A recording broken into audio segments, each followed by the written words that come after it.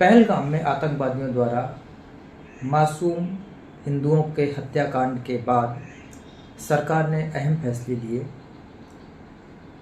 और उनमें से एक था सिंधु जल समझौता रद्द करना। जनता लगातार पूछ रही थी, विपक्ष पूछ रहा था, अभी तक आपने किया क्या है? अभी तक सर्जिकल स्ट्राइक क्यों नहीं की? मुझे लगता है कि जो चिनाब का पानी सरकार ने रोक दिया है वो अपने आप में एक बड़ी सर्जिकल स्ट्राइक है, जिसके परिणाम काफ़ी दूरगामी होंगे। आप इस मुद्दे पर क्या कहना चाहेंगे? मैं ये कहना चाहता हूँ कि मोदी सरकार ने जो कहा था कि आतंकवादी और उसके आका को हम वो सज़ा देंगे जो वो सोच भी नहीं सकते हैं। उसी के अनुसार मोदी ने कुछ ऐसे काम किए हैं जो सर्जिकल स्ट्राइक से भी ज़्यादा बड़े हैं। एक आम आदमी की भाषा में या समझ में सर्जिकल स्ट्राइक क्या होता है? आम आदमी को इस बात से कोई लेना देना नहीं है, और आम आदमी तो छोड़ दीजिए आप, जो तथाकथित राजनेता हैं उन्हें भी इस बात का एहसास नहीं है कि सर्जिकल स्ट्राइक क्या होती है।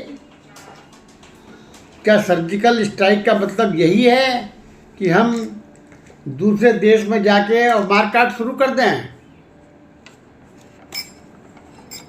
मारकाट शुरू कर देना तो बड़ा आसान काम है, लेकिन उसके परिणाम क्या होंगे ये भी बगैर देखे ये मारकाट शुरू नहीं की जा सकती है। आक्रमण करना बहुत आसान काम है, लेकिन आक्रमण को रोकना, युद्ध को एक बार शुरू करने के बाद बिना परिणाम मिले उसे रोकना, ये बड़ा मुश्किल काम है। आज कम से कम जो राजनीतिक इस बात को कहते हैं कि मोदी ने तो अभी तक कुछ करा ही नहीं, 13वीं हो गई और फिर भी कुछ नहीं करा, वो अंधे हैं। उन्हें तो नैन सुख कहते, क्या? आँख के अंधे नाम नैन सुख। आँख के अंधे और नाम नैन सुख, वो इसी श्रेणी में आते हैं। वाटर स्ट्राइक का कितना बड़ा असर आपको लगता है? जब इन्होंने वाटर स्ट्राइक की बात करी थी और ये कहा था कि हम सिंधु समझौते को जो है वो निलंबित कर रहे हैं अभी, उस पर जो पाकिस्तान के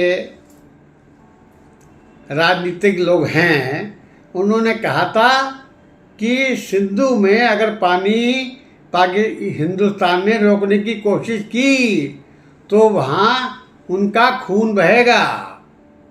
बिल्कुल कहा था, लेकिन अब तो चिनाब का पानी रुक गया।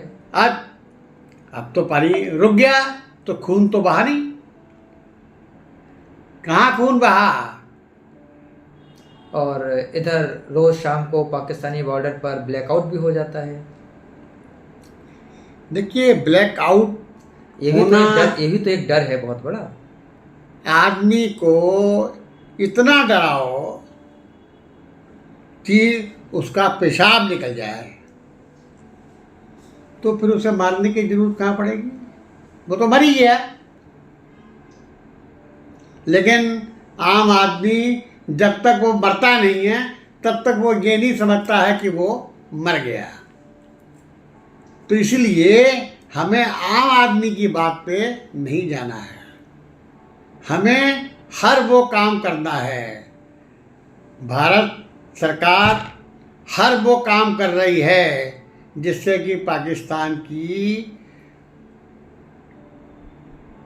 पेशानी पे बल आए, परेशान हो और परेशान हो और परेशान हो। मीन्स सीधा ये है कि सांप भी मर जाए और लाठी ना टूटे। लाठी भी ना टूटे। उसके बाद भी हमारे लोग आतंकवादियों पर प्राणघातक हमले का इंतजार कर रहे हैं। सरकार को ऐसा करना है ना कि जो आतंकवादी हैं उनका हनन किया जाए, उनका सत्यानाश किया जाए, उनका विनाश होना चाहिए। ये देश की जनता की पुकार है। देश की जनता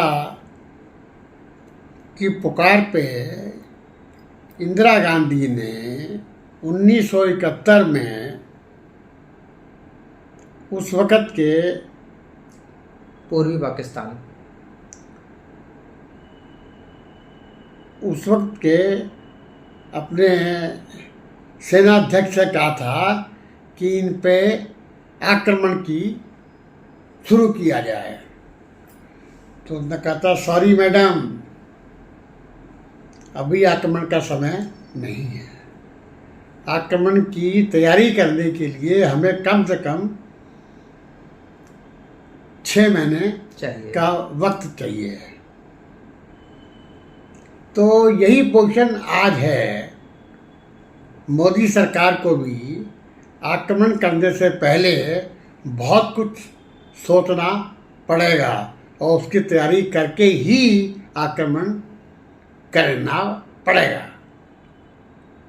आज लोगों को ये एहसास हो गया है, आज खाली पाकिस्तान पे ही आक्रमण नहीं है, पाकिस्तान के साथ भी बहुत से लोग खड़े हो गए हैं। खड़े हुए हैं उसके साथ, उसके समर्थन जैसे में। चाइना, तुर्की और अन्य देश भी ये मानने लगे हैं कि अगर पाकिस्तान से भारत युद्ध करता है तो हम पाकिस्तान के साथ खड़े होंगे। मतलब सीधा से ये कि अगर सीधे हमला किया जाता है, जैसे यूक्रेन के साथ रूस को लड़ते इतना लंबा समय हो गया है और अभी भी कोई अता पता नहीं है क्या होगा, शायद हम भी उसी तरह की स्थिति में पड़ जाएंगे।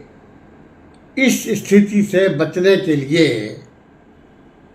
जितनी नाकाबंदी बिना युद्ध शुरू करे पाकिस्तान की हो सकती है वो गवर्नमेंट कर रही है।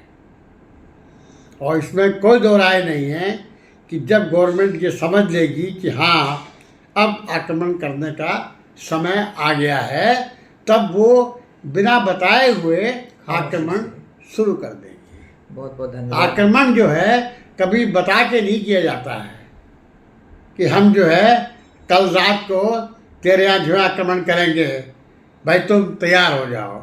आक्रमण तो जब किया जाता है तो वो अचानक होती अचानक है। रणनीति कहती है अचानक और चुपचाप होना रणनीति चाहिए। के अनुसार होता है, अचानक होता है और किसी को बिना बताए होता है।